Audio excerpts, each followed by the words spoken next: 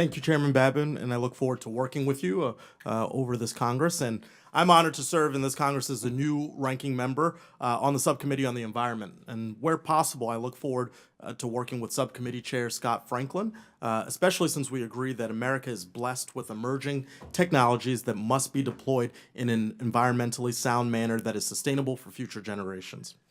However, as we hold this first hearing of the 119th Congress, I do have real worry, deep worry about the state of America's leadership in science and technology. And look, we know that the United States has led innovation since our early days. And I'm lucky to say, being from Rhode Island, that my state has been front and center. And it's also Black History Month, which I want to recognize by mentioning Philip Downing, who once lived in Providence and who made it easier to send out our mail with the bright idea for the blue mailboxes that we see on street corners. And so our country has done great things. We discovered flight, we put a man on the moon, we created the internet. The irony of innovation, though, and it's a great irony, is that others will fill the void if we don't keep at it.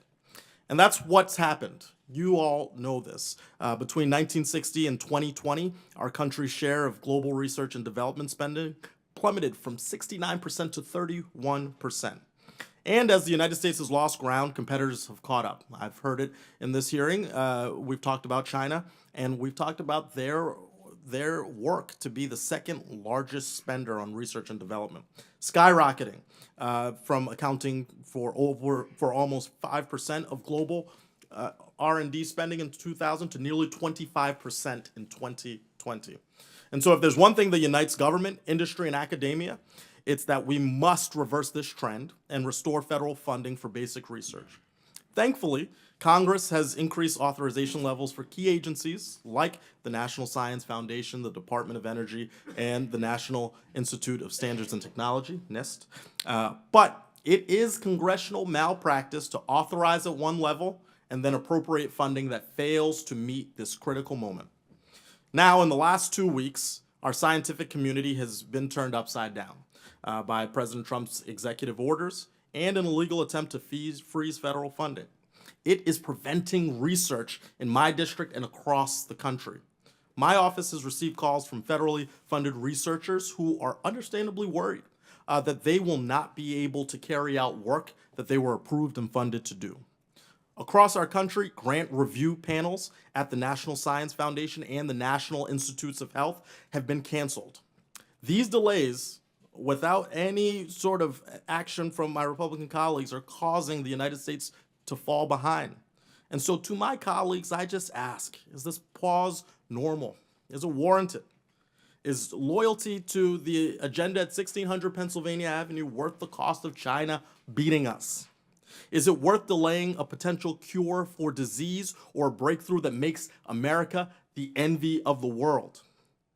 Why would my colleagues let this happen? What is the end goal? We have a role. We are sent to Congress to get to work on these problems and drive at innovation and solutions for the future. So, the question that I have, Dr. Parikh, is how does the Trump federal funding freeze destabilize scientific discovery and the early careers of researchers, and how will it undermine the United States' already tenuous leadership in science? Yeah, thank you for the question. What I've seen over the past 2 weeks has been just the incredible uncertainty amongst the scientific community. And sometimes it's uncertainty without a concrete thing. Sometimes the pause was going to happen, then it doesn't happen, then it might happen, it might not happen. The concrete thing is that most research is continuing in the country, but, and this is a huge but, is the uncertainty has caused a lot of folks, particularly early career scientists, to rethink, is this the right place for me? Because graduate students, postdocs, the people who do the work in the sciences are living paycheck to paycheck. They just are. And so when this lack of a certainty happens, even if it's for a period of 2 or 3 weeks, it leaves a scar. It leaves a scar and a bit of broken trust in this process.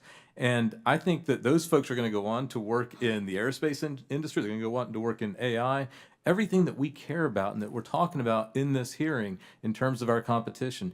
And it's a self-inflicted wound. It's not necessary. If we could talk about it from the top and say science remains a priority and we're going to continue, and that this is the concrete thing that's going to happen, that would make such a difference. Well, I know my time is up, but I want to underscore that last sentiment.